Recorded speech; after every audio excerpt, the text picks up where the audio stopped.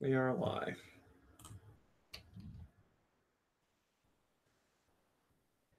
Swirlix? All right. 1 second.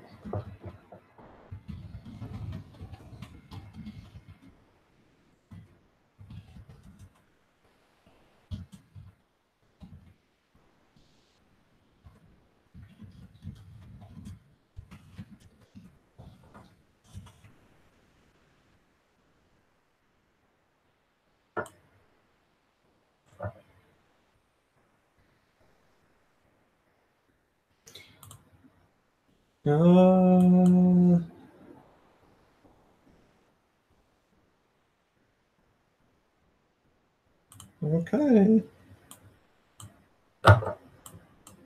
Okay. You ready?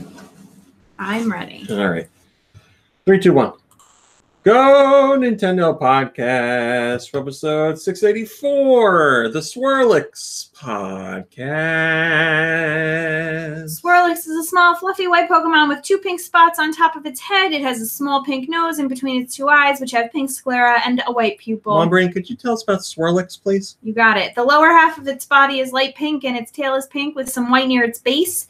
Its mouth is covered with the fluffy substance that covers the rest of its body, also known as herpes, and its pink tongue is constantly sticking out. When it opens its mouth, 2 pointed teeth can be seen just below its upper lip.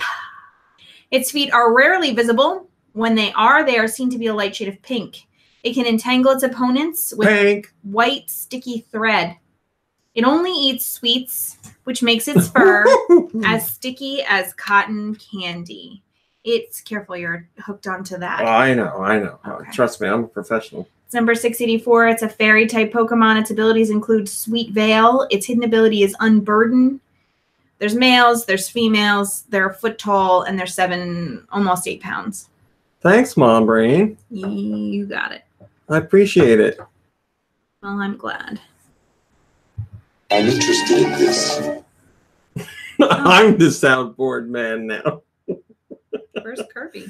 I'm sure he's on his way, but he's not here yet, so that means... You're too slow. Whoa. I guess you're not gonna... Why am I slow? Kirby is too slow. Now you are really too slow because you didn't get that reference. God. Oh, I'm gonna... You're the professional. I'm gonna ruin... Oh, what have I done here? Mm-hmm. I can't help you. I just polished my nails. What did I even do? Where am I going? What is this? Oh, boy. Oh, that's really bad. I've made a terrible mistake. We really finally reached rock bottom, everyone. I'm sorry. I just wanted to have a little soundboard fun, okay? Apologies. Okay, let me see if I can fix it real quick.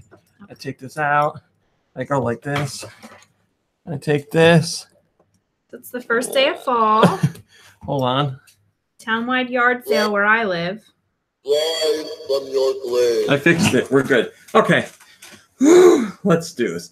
Hi, Omar and Spectre Bazaar and Rakia and the Aloe Wolf and Mother Brain and Rachel and Giant Reggie and Boy Meets Nintendo and Matt and Stakona and Zeno and Agent Iron Cat and ZX Billy and A Gamer and Sarah. A Gamer says, hit the like button. That's right. Hit that MF and like button. Smash it. Unless you smash it. Smash that MF and like button. Unless you don't like the show, then hit the dislike button. Then we don't blame you. Swedish Galaxy 94 and Char and Matt and whoever else I didn't see, I apologize. Also, Cedar, I see you down there, Cedar. Thanks for joining us, everybody. Right off the bat, I have some news I would like to talk about. I was not asked to talk about it, but I am going to talk about it because it involves you guys, the live listeners and the regular recorded version listeners. We have some very exciting news. So, if you might could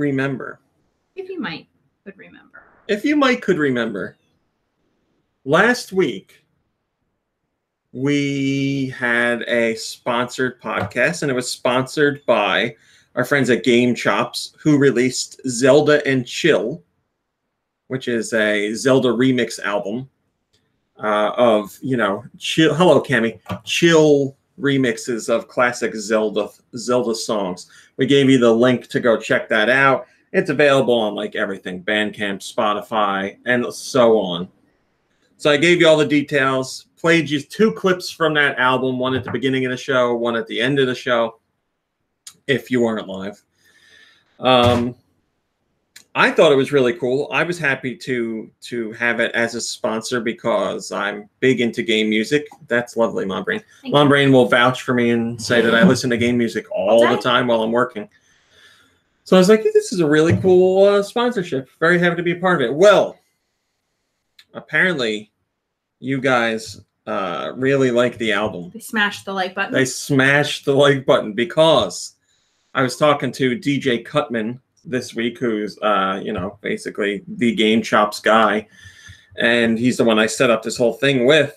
We were talking through email this week, and then or we were talking through Twitter this week, and then he sent out an email to those subscribed to the Game Chops newsletter, and he says he got an email from Billboard, you know, Billboard, like Billboard Top 40. Yeah.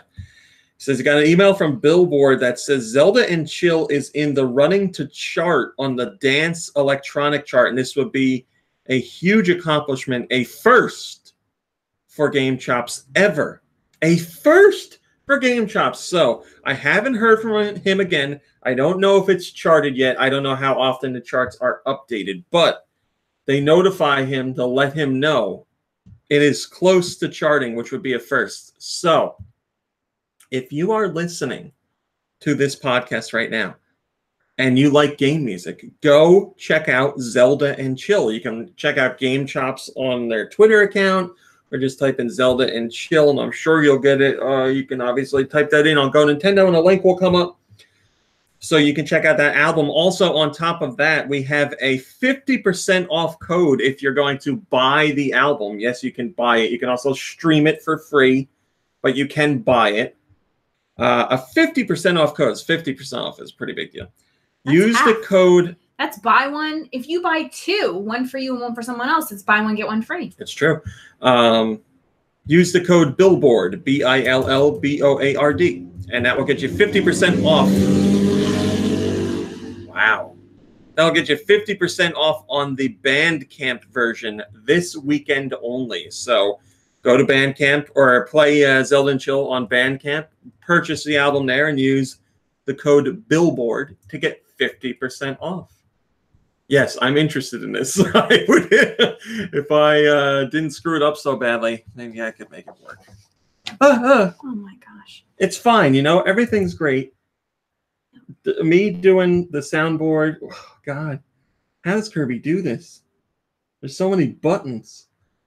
I'm interested in this. I hit it last time. I'm interested in this. I did it.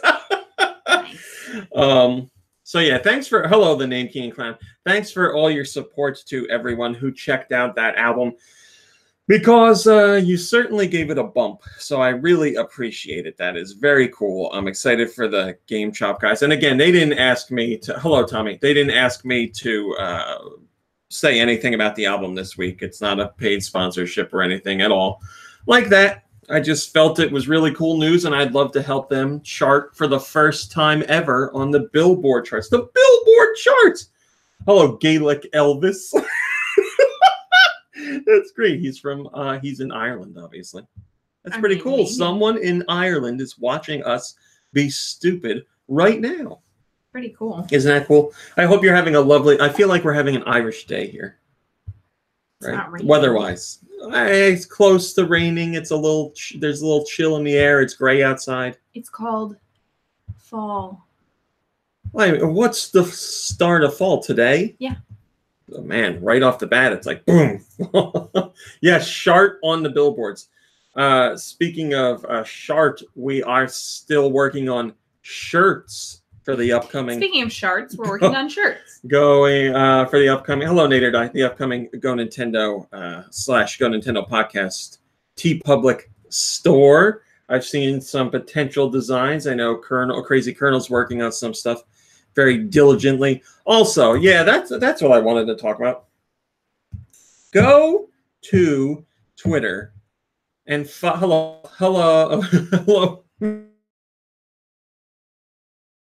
on Twitter. He's the guy who does the weekly podcasts image, and he's done so many wonderful images so far, and I'm sure he'll have another wonderful one tonight. Go follow him on Twitter. He does really cool stuff. He seems like a really nice guy, unless he's been fooling me all this time. And I just like to see him get some love. So if you're on Twitter and you like doing the old Tweety stuff and seeing what people are tweeting, give him a follow. KrazyKernal. Crazy Colonel. His it's about to get very loud here. Hello, Nico. His Twitter name is on every one of the images for the podcast as well. I make sure to put it on there. Just sometimes the way Twitter handles the images, it hides the part where I put his name. So I want to make sure everybody heard that. Go follow him on Twitter. He's a good guy, and he does great stuff for us. And he'll have some shirt designs in the future. What is going on out there? AJ's turning on his car. Can you close the window, please? As much as I'm appreciating the cool air coming in, we just can't have that. This is a professional show, okay? Speaking of professional shows, I can't say.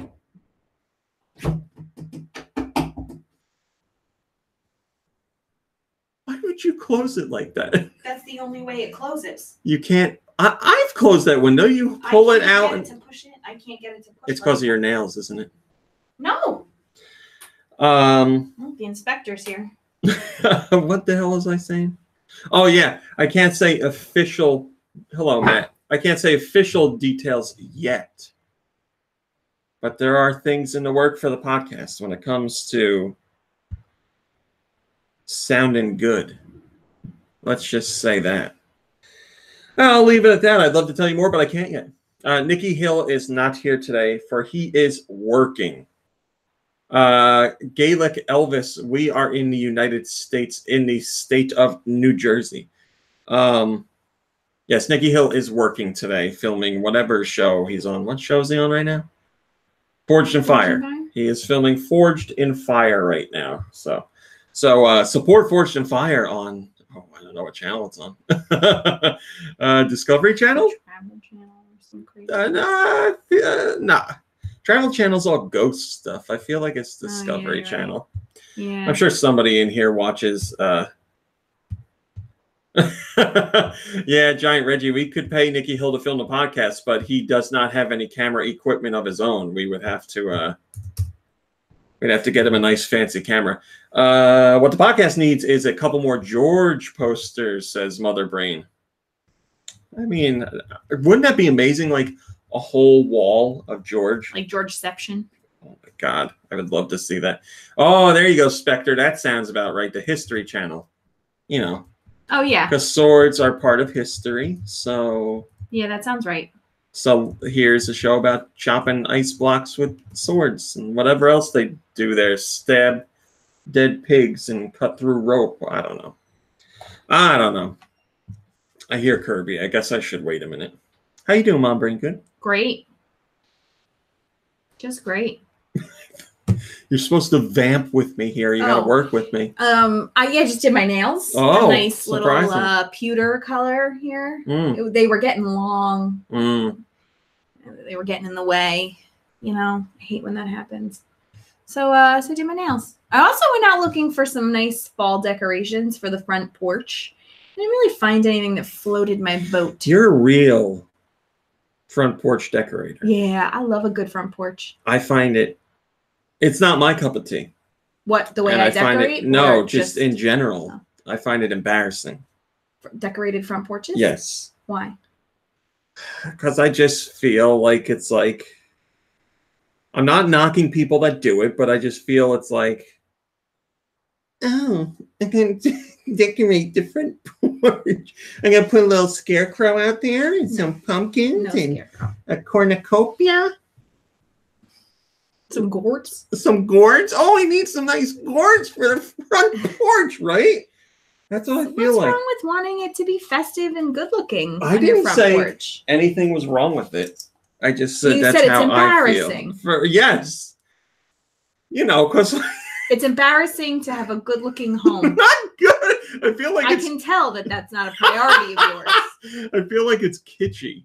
Oh. Well, so people come over and be like, nice corn stalks on the front steps. I'm like, yeah, not my doing. I don't put corn stalks. Hi, Kirby. It's Kirby. Front, by the way. Hey, Kirby. I like how you say no to corn stalks, but like pumpkins and gourds are okay. Jars of cranberry sauce. What? Let's just slather cranberry sauce all over. Rachel says, you're embarrassing, RMC. I mean, that is true. That is the ultimate decoration. Me sitting on the front steps of the house just all the time. Perfect. All right, let's do some Nintendo news now. Hello, Malakayla. We have Gaelic Elvis in the chat. He's from Ireland. Oh. Yeah, you know. I don't know if he's actually related to Elvis. Probably not. Probably not. Kirby is the nicest of RMC's friends for sure, says Matt. Matt doesn't know me personally. We only have Kirby here because he's such a bully. He won't let us do the show without him. It's because I live close by. They couldn't find anybody else. Oops, sorry. All right, let's do some news. I tried to do the soundboard on my own. It did not go well. No. Yeah. Because you couldn't reach. Well, that and like you at least have some sort of idea where things are, but I do not. It takes some, yeah.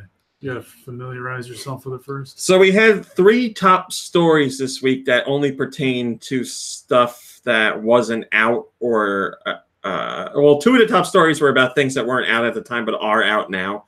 So there's no point in talking about those. And then the 3rd top story, is one that was incorrect based on what the publisher said, and then the publisher fixed it. So it's a moot point now.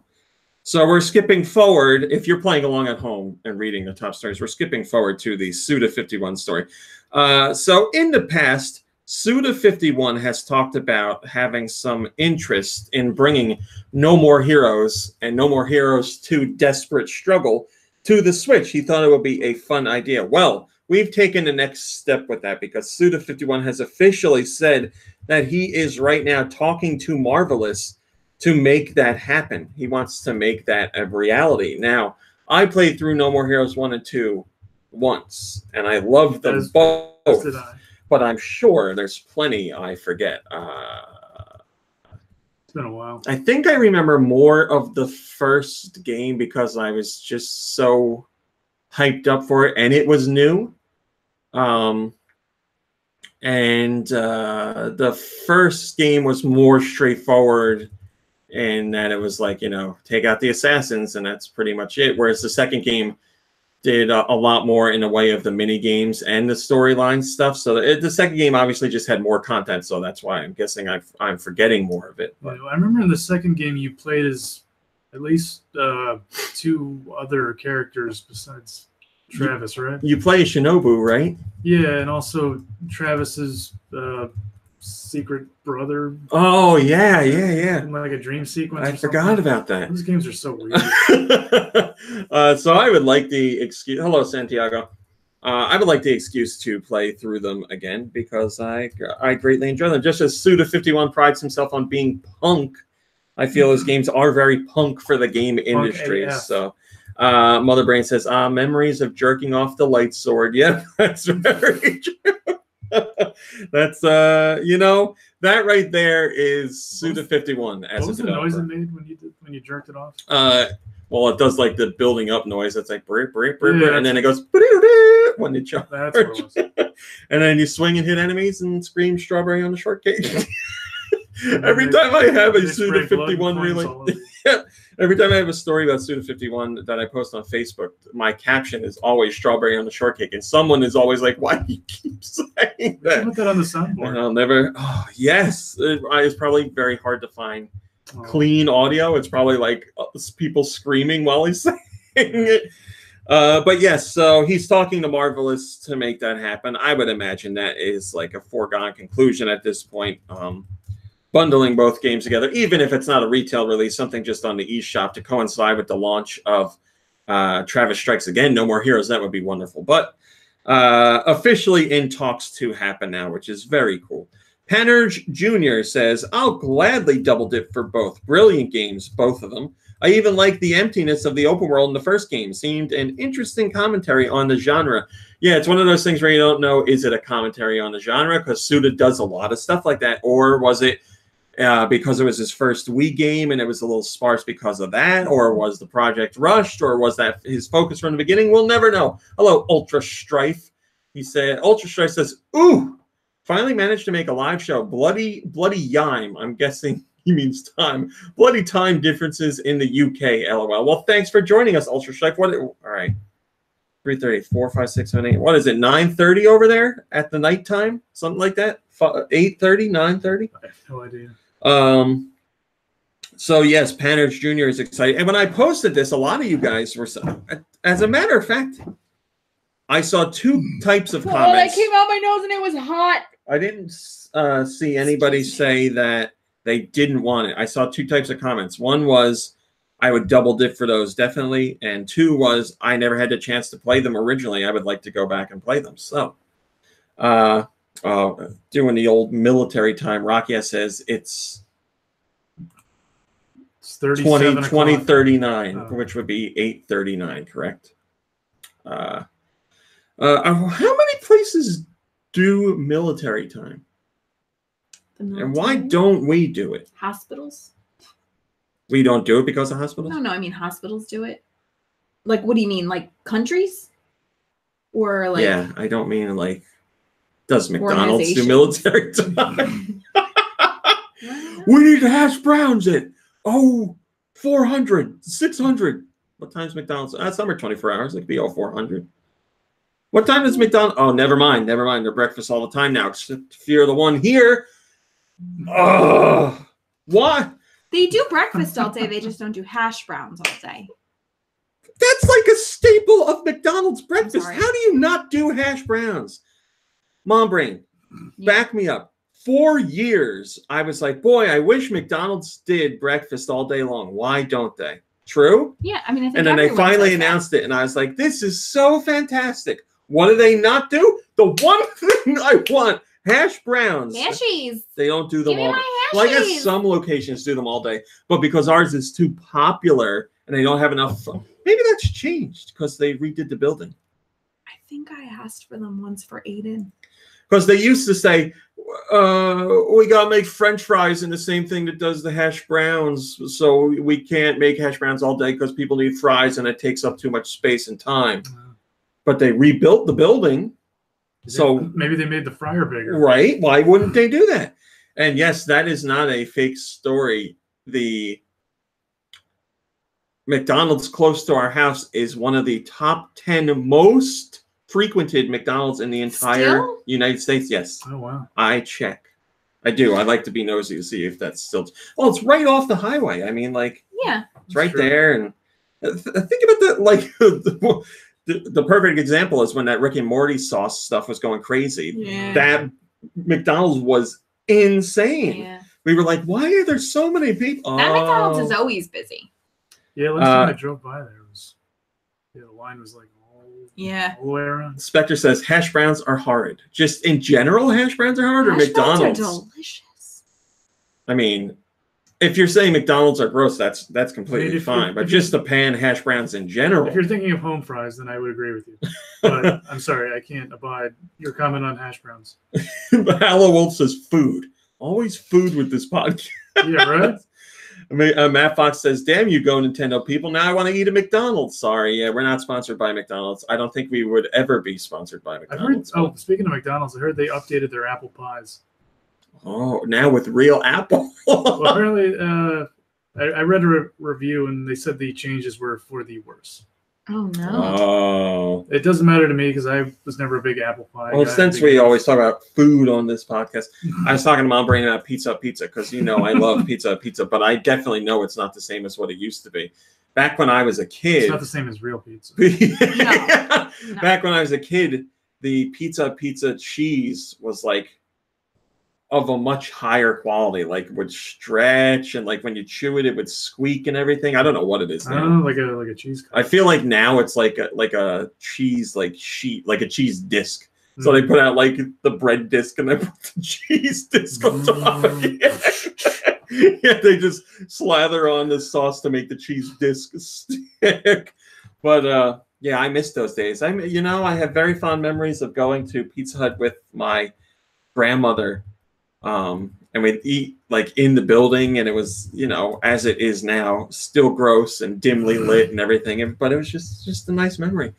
And like nobody really wants to work there. Yeah. If I had my way, all fast food places would be dimly lit. Yeah. I mean, I know. See, I'm always like, we talk about Mattress Firm or something like that. Mm-hmm. Places where you never see customers or hardly ever see customers. Yeah. And they're giant locations, and there's one like lone person just sitting at a desk in there doing nothing. And you always say you would hate to do that. And I'm like, I would like to do that. Like, you go in and you get paid and you literally just sit there. You can like go on the computer and do whatever you want. Yeah, I hate talking to people at work. So like, I have to do it take it back like 30 years ago. If you were in that circumstance, you read a book. What do you do? Yeah, then I'd be like, all right, now I don't want to do this. But now with phones and computers and all that, you have like a limit. You can watch movies all day, play Fortnite. Yeah, exactly. The kid at the gas station here always has like Netflix or whatever. He's always got a movie on in the little hut. Oh yeah. You ever ask him what he's watching? No. He's got. That's great because probably because like old men. Yo, what are you watching? Like I'm like, look. That's great because he's got a place for snacks right there too. Mm-hmm. Be like, I want some popcorn while I'm watching my movie. I don't know that they have snacks in there. Not this one. The other one. What's the other one? Sunoco. Where? Just down the road a little bit. Oh, the one I said I wanted to go in. Side. They have to. There's like a vending machine or something that still counts.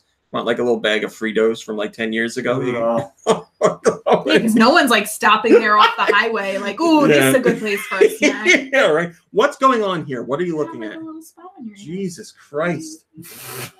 You like stare at me the whole time, and you pretend like I don't see it. Does it hurt? No, I don't even know what you're talking about. Maybe you pinched it.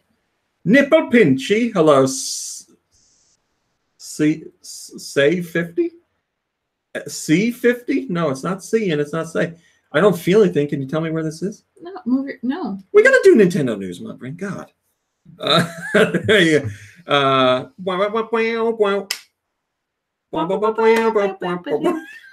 a Fortnite Switch bundle on the way. It includes special in-game items and 1,000 V-Bucks as well. Comes out October 5th. 2018. So, as Nintendo says, it's a bundle royale. If you don't have a Switch and you want to get Fortnite, which is already free, you can get Fortnite as part of this Switch bundle, but also still get some exclusive goodies. Does it give you any more details on what these goodies are? Yeah, here we go. It includes the double helix set consisting of a unique character outfit, back bling, glider, and pickaxe. And then the included V-Bucks can be used to purchase a battle pass or whatever else you want to buy with them. That, whatever locations take V-Bucks, so pretty much Fortnite, and that's you can't go anywhere else and spend your V-Bucks. I'm sorry. Entropy says, wowzer. Didn't think Ninty would push Fortnite this much, especially now just before their online service where Fortnite doesn't matter.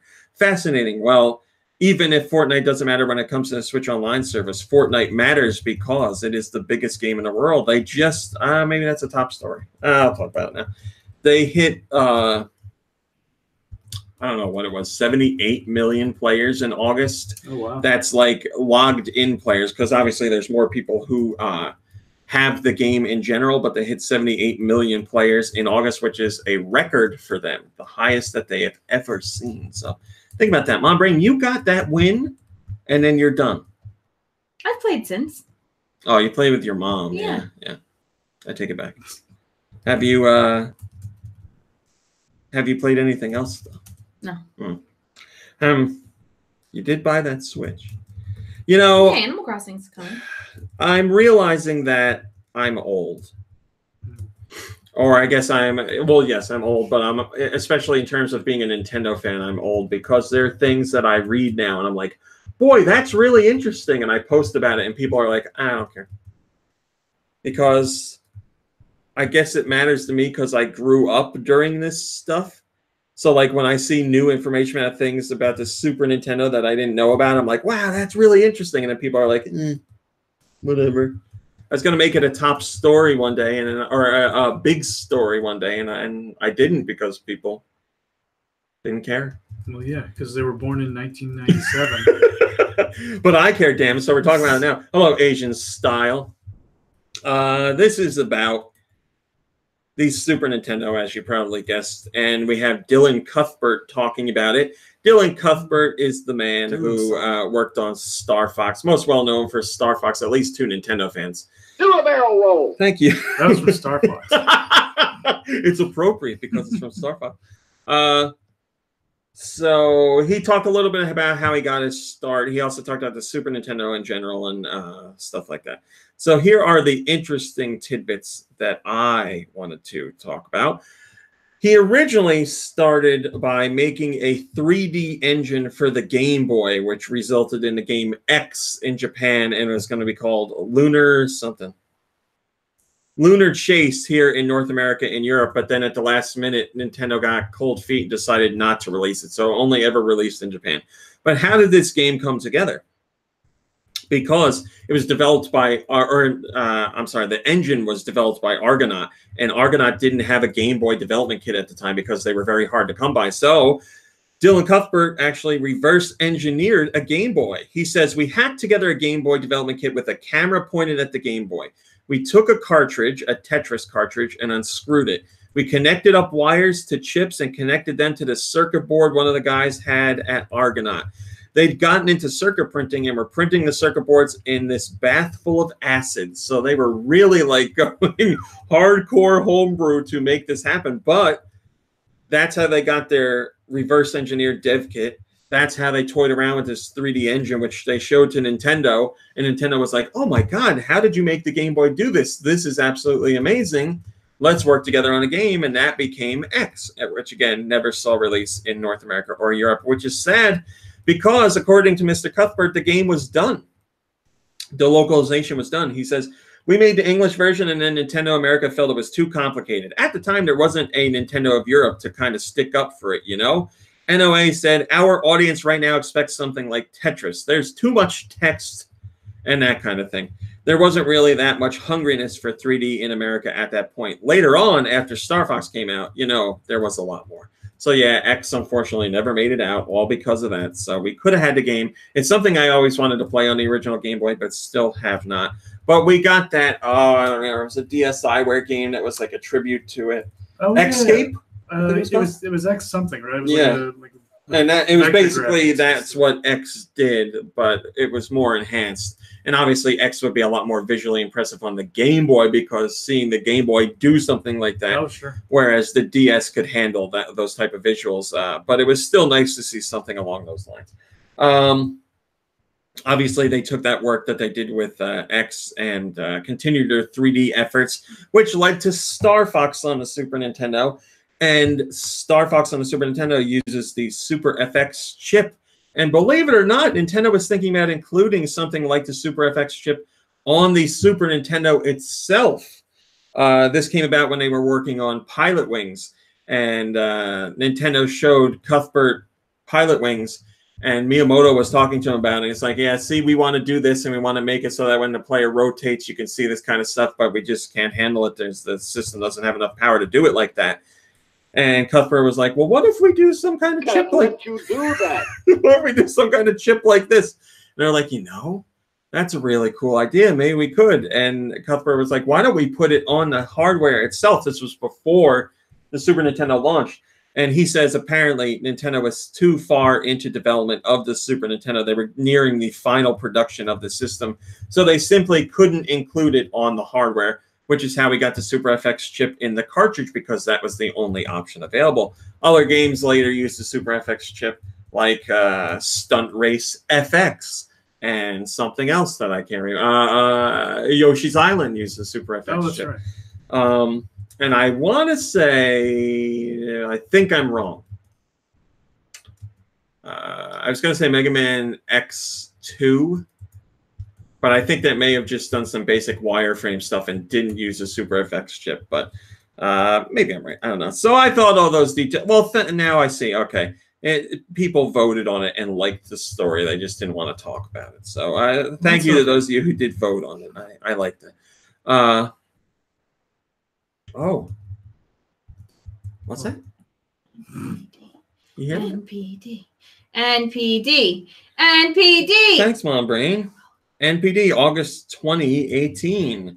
We have our top 20, but we are looking for the top 10 from you guys. Let's play NPD. 3, 2, 1, go. GTA 5. GTA 5 is number 4. Boom. Madden. Madden is number 1 because it's August. Always remember that. August is Madden month. Right. Breath of the Wild. Breath of the Wild is number 9. NBA 2K. Whatever. Yeah. I always forget the full title. It's always 2K, whatever the year is. That's all there is to it. And no, it's not on here. How about Nintendo Labo? No. How about Keep in mind, we're in September. That's when the vehicle kit launched. Okay. Oh, right. Splatoon. No. Mm. And you were doing so well. What about like a Tom Clancy business? Tom Clancy's Rainbow Six Siege is number 3. Okay, I'll give you hints now. Number 2.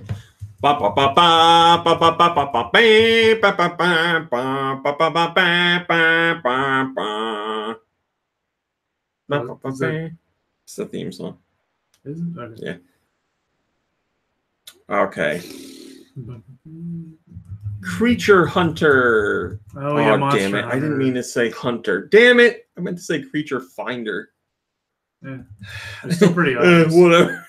All right. Number 5 is Nintendo game. Been out for a while. Mario Kart 8 Deluxe. That is correct. Number 6. Okay. So it's this character that people mimic a lot when they run around like an anime character. When they have the power of God and anime. You know, it's the classic put your arms behind you when you run. Naruto? Yes, there you go. Very good. Naruto. Naruto to Shippuden. Boruto, Shinobi Striker. Number 7. Okay, I can do this with one word. Boy. God of War. Yes.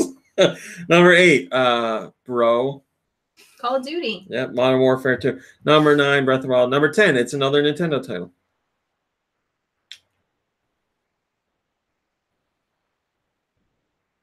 Mario Kart. Mario Odyssey? Odyssey, yes. You guys got the top 10. You did it. Yeah. Hello, Tony. Hello, Dank Meme Center. Hello, Tension. All right, so there's your top 10. Let's go through. Let's do the 11 through 20. Minecraft, Crash Bandicoot, Far Cry 5, Monster Hunter Generations Ultimate, Call of Duty World War II, Mario Tennis Aces, Overwatch, Lego The Incredibles, We Happy Few, and The Crew 2. Hello, Player Essence. What is going on here? Hello, Amiibo Fan. Hello, VCIPZ. What is going on? Where are you people coming from? Who's doing things? Who sent a raid on this chat? Thanks for joining us. You're going to be... Oh, my God. Hi, Darth Wesker. That's a great name, too. Who's doing this? Tell me who sent you, damn it. You're going to be disappointed with this show. I can guarantee that. So there's your NPD top... Oh, God damn it. There's your NPD top 10 for August. What happened? I hit the wrong button like I always do. And there was some other good news in there about Nintendo, which came from NPD's Matt Piscatella. He says, he says some stuff that I'd love to tell you, but I don't know where the hell it went. Here we go. He says Nintendo hardware sales are at their strongest point year to date since 2011, and the Switch Neon Red Blue Joy-Con bundle is the year's best-selling hardware in terms of both units and dollar sales. So he's saying the Switch Red and Blue Joy-Con bundle has sold the most units out of any hardware in the States for this year. And it's also made the most money out of any hardware unit this year. Hello, Mo. Mo says, hit that like button. Where are you people coming from? Oh, dumb guy gaming. Oh, Player Essence. Well, thank you, Player Essence. I appreciate it. That's very nice of you. You shouldn't do that because people are going to be like, why are you recommending this garbage? Oh, yeah, Kirby, you didn't hear because you weren't here. Let me update you very quickly. We had the sponsor last week of Zelda and Chill, that album. Mm-hmm. And for the first time ever, Game Chops, the company that put out that album, said they're very close to actually charting on the Billboard charts for dance electronic music with this album. Oh, for real? Yeah, okay. The first time ever. Entropy says, how can GTA 5 sell so much? It's been out for a long time and on almost every console and PC.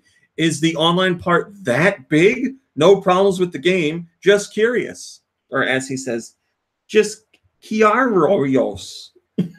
It's spelled very bad. I'm just glad that there's always a game on the NPD list that I can guess immediately. Right. Yeah, and it's like still near the top too, so you're gonna have it to guess for quite some time. Pretty crazy. I don't know. I don't know. How many copies has it sold so far? It's got to be a crazy, like 80 million or something like that. It's got to be.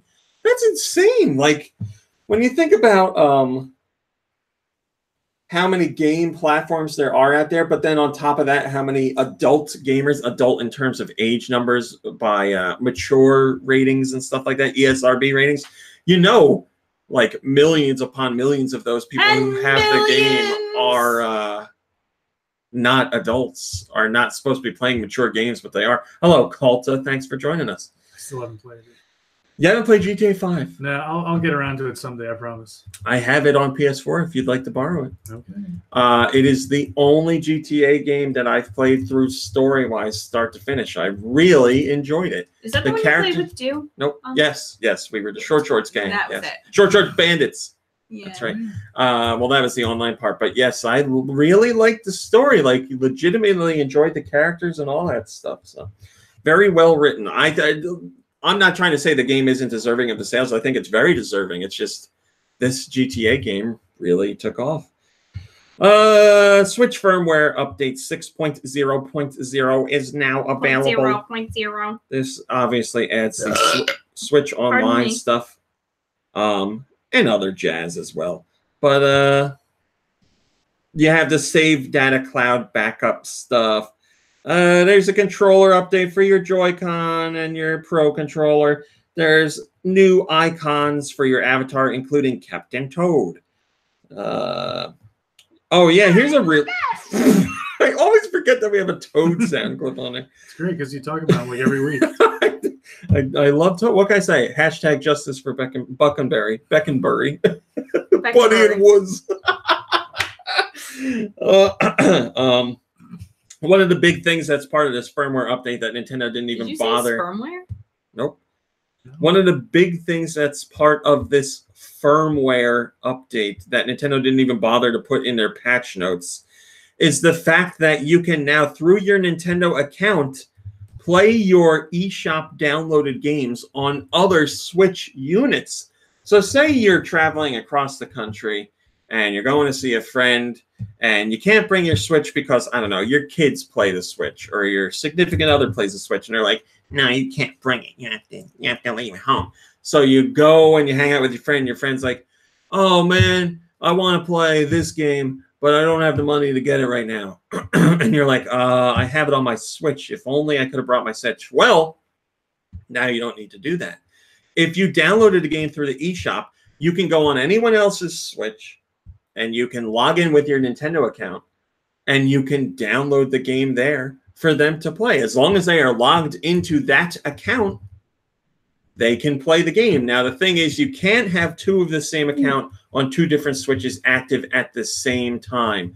So you can't be like, I'll play Mario Kart 8 on my Switch and I'll give you my account and you can play it on your Switch and we can play each other online. That's not how it works. If there's an online connection, obviously the game checks. That's on your Switch in general, not specific for the game, but the Switch will check and be like, your account's active over here. You can't play over here. But what you can do is log in on a Switch somewhere and play a game with your account, and then go into airplane mode and just play the offline content for, Super Mario Odyssey, let's say. And then you can log in on a second Switch with your Nintendo account and play it there as well. And the one Switch won't be able to check because it's not connected to the internet. So, hello, Feeling Fine. Feeling Fine says, I hope the GN podcast crew are feeling fine, as he says every time. We are feeling fine. I hope you're feeling fine, feeling fine. So it's a pretty cool idea. Now you can just play your games on someone else's Switch. You can hop on there and they can check out whatever eShop games you got. So no need for you to carry your Switch around everywhere because it's such a hassle, of course. But it is a cool feature that's in there. I don't know why Nintendo didn't feel like they should talk about that prior to the service launching, but that's typical Nintendo. They usually throw some things in there in every update that aren't part of the patch notes and aren't trumpeted by Nintendo. People just find out on their own. ToPay43 says, this is what I've been waiting for. Great news. Well, I'm happy that you got what you were waiting for, ToPay43. Yeah, we just talked about that. We don't need to do that. Platinum Games has shared an update on Bayonetta 3. Kirby, you are a fan of the Bayonetta franchise? Yeah, sure. Hello, Twisted N and Black Husky. Bayonetta 3 is coming to the Switch, which is something we've known for a while now. And at the Bit Summit Roadshow, Platinum Games Hideki Kamiya and Atsushi Inaba were on hand for a stage event, and they shared some details about the progress of the game. Hello, Antonio. They say that Bayonetta 3 is on course, and everybody in the development team is in sync right now. And the development... In sync? No, is proceeding smoothly. They say it's nice to be able to tell you that everything is going very, very well. We're all very excited about what we're doing on that game. So it sounds like the whole project is going swimmingly if they're all in sync. I'm sure the game will be absolutely crazy and have lots of risque moments and all kinds of weirdness, but that's exactly what you want from a Bayonetta game. So maybe at this year's E3, we will see some gameplay footage. Who knows? Shillelagh says, that's good to know. I think this game will come out in 2019. Metroid Prime 4, however, I think that will release in 2020. Well, I don't know. Let's somebody timestamp this episode. Let's remember that comment and see if he ends up being right. North America, this week's digital downloads. What do we get in North America? We're getting Valkyria Chronicles 4, which is coming out September 25th. We also got The Gardens Between. Please don't sleep on The Gardens Between. Check that out. At least check out a trailer for the game. It's a new IP. It's a very unique idea. It's very interesting looking. It's just, I feel like The Gardens Between is what games are about, baby. New ideas, interesting takes on stuff, taking a chance with something new. Just check out a trailer. Final Fantasy 15 Pocket Edition HD is available. Again, this is Final Fantasy 15 as far as content and story goes, but presented in a chibi style, if that's what you want to call it. City Skylines is available, as is, oh, goddamn North America, as is A Case of Distrust, A Gummy's Life, Aggressors of Dark Combat, Rygar, Broken Age, Broken Sword 5, The Serpent's Curse, the Capcom Beat 'em Up Bundle, which includes 7 beat 'em up games in one package with online play, Debris Infinity, Detention has a demo. That's the spooky game about Japanese schools or something. Oh, yeah, you said you played it? Yeah, I don't know how to... It's very hard to talk about it without spoiling things. Let's leave it at that. Japanese spooky school. I mean, it's called Detention, so obviously it's about school. Gao Cow Love, 100 Days, comes out on the 24th. Hover is available. Legendary Fishing, Light Fingers, which I'm so excited about. and I wanted to play yesterday, and we were going to play yesterday, but Vitamin G couldn't come over. And I sent the trailer to Vitamin G and your brother because I knew both of them would be into that type of game. And I was like, let's get together tomorrow and play. And then Vitamin G was like, I can't. And then he said, can you not play it until next week? And I was like, oh, I guess. So Light Fingers is available. Light Fingers, let me explain what the hell it's about. Light Fingers is like a mix of a tabletop game, a card game, and like a platforming game. So you know how like in like a tabletop or card game or Dungeons and Dragons, you could say something like that. To be more specific, you'd be like the dungeon master would be like, you're running through this dungeon and there's spike traps you have to look out for. Well, in this board game, which in the game plays out like an unfolding game board, you actually play and move the miniature figurines around. So you're doing platforming with them in the game, which I think is such a cool idea. But it also involves moving around the game board and, the cards and stuff like that as well. So it's a nice mix of everything. Mitsurugi Kamui Hike is available on the Switch. My Brother Rabbit is on the Switch. Oh My God Heads Party Edition comes out September 25th. What? Reigns. Is it Oh My God Heads? Oh My God Heads. Okay. Godheads is one word. Okay. Reigns, Kings and Queens is on the Switch. Retimed is on the Switch. Snake versus Snake comes out September 26th. Not Snake. even close. Snake fighting with knives. Hello, Jammy. Go check out Jammy Cook's YouTube channel. South Park, The Stick of Truth. Yes, that game. So we got the second one first, and we're getting the first one second. That comes out September 25th. Speed Brawl is available. Spider Solitaire F. This is the most epic name for a card game I've ever heard. The Card, Poker, Texas Hold'em, Blackjack, and Page One. What is Page One? Mm. That card game bundles on the Switch. Think of the Children comes to the Switch on September 25th. This is the Police 2 comes out on September 25th. Ultimate Chicken Horse is available September 25th. And Velocity 2X, which we've talked about numerous times, is finally on the Switch. And once again with that game, but if you want the sequel to have any chance of seeing release at all, you have to buy Velocity 2X on the Switch. Sorry, there's no other way. JB Mind Trick says Xenopass, Torna, or Final Fantasy 15 Pocket. I don't know, my friend. I guess you're gonna have to decide. I guess for you, you can only get one. I would imagine. Well, yeah, the Torna DLC is like 20 hours. And Final Fantasy 15, I would imagine, is much longer than 20 hours. So if you're just going gameplay wise hours, I would go with Final Fantasy. Europe. What did Europe get? They got the Capcom Beat 'em Up bundle. They also got Undertale and Dark Souls Remastered, Legendary Fishing, the Scribblenauts Mega Pack, which is 2 Scribblenauts games in one.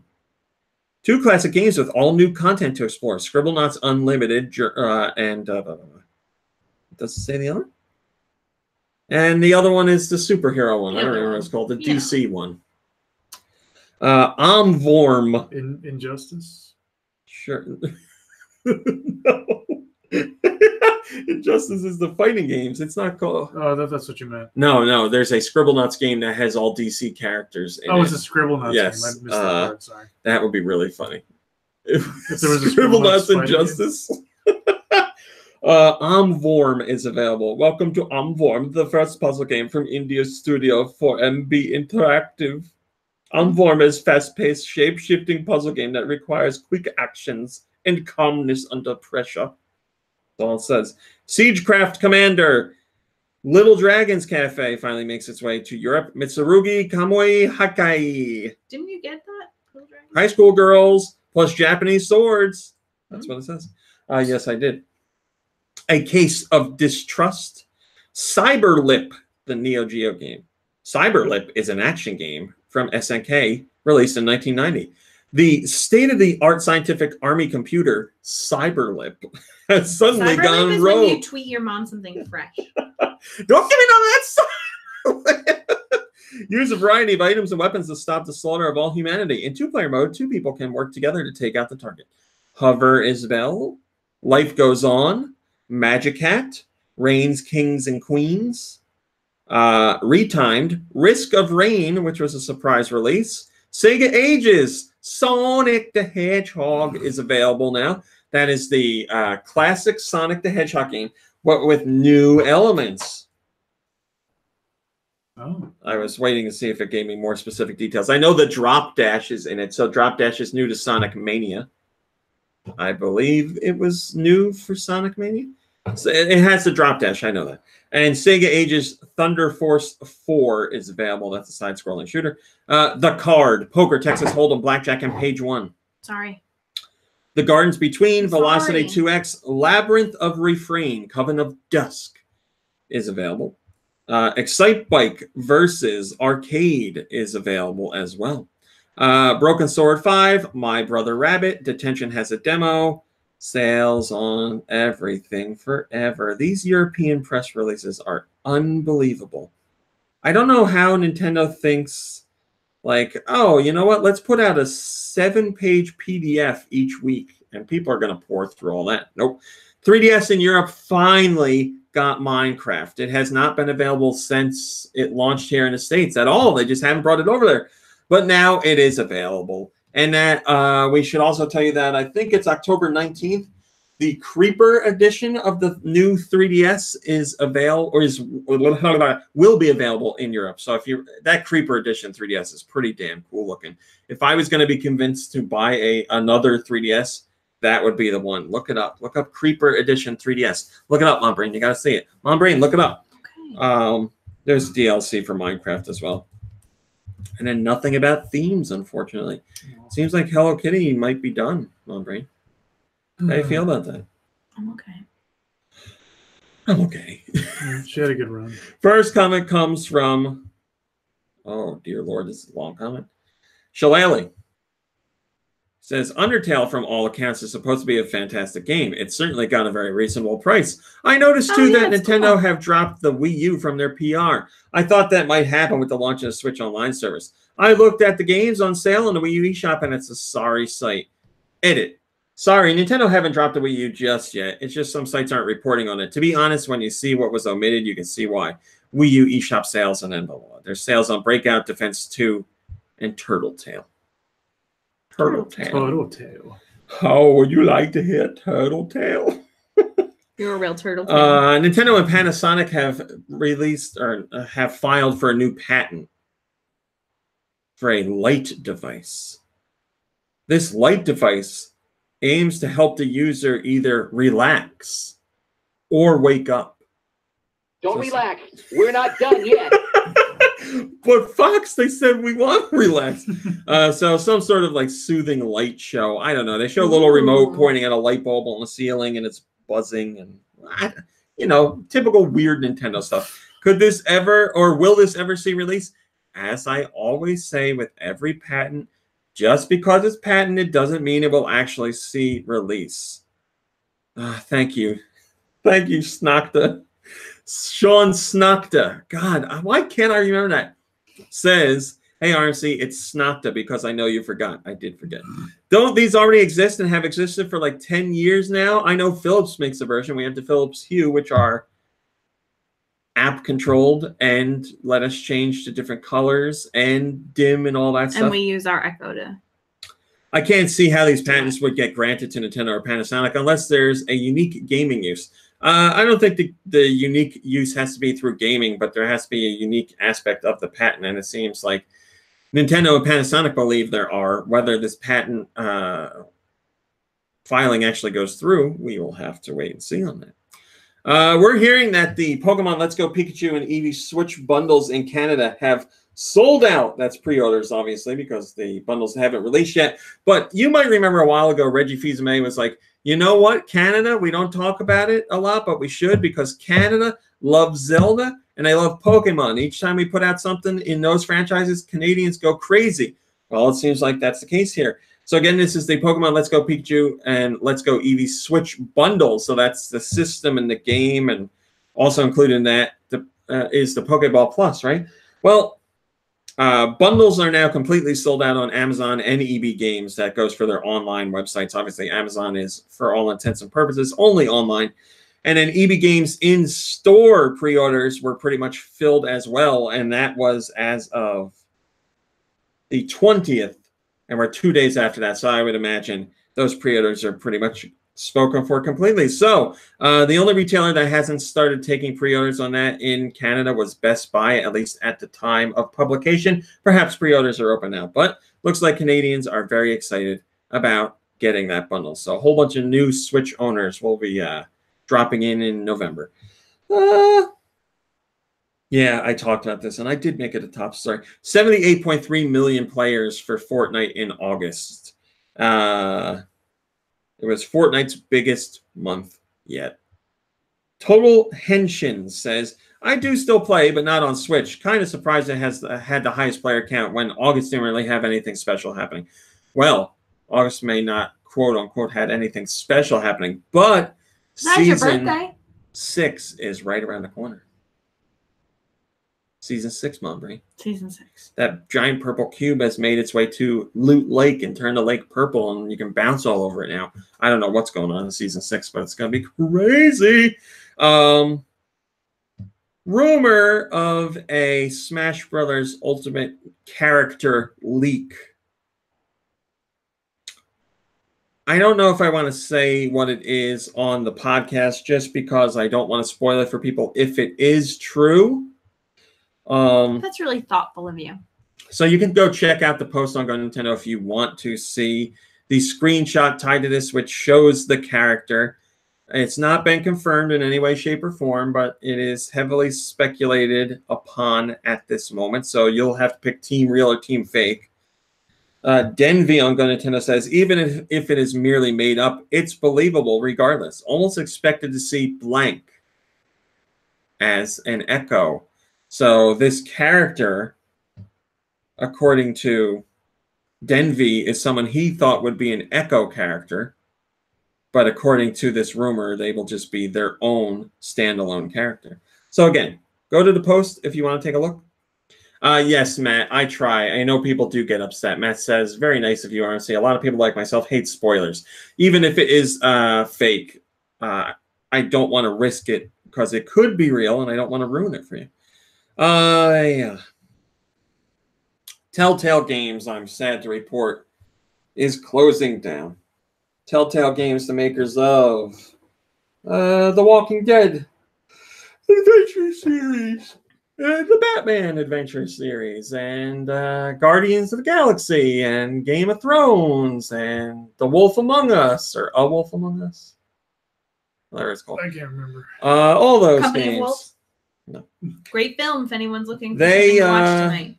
They have been made by Telltale, and they're very well known for working with those franchises and making them episodic. Telltale Games is now closing. The majority of staff has been laid off. They're keeping a skeleton crew of 25 people, and that's just to take care of obligations that are left for the company and for stockholders and stuff like that, but they're not developing new stuff.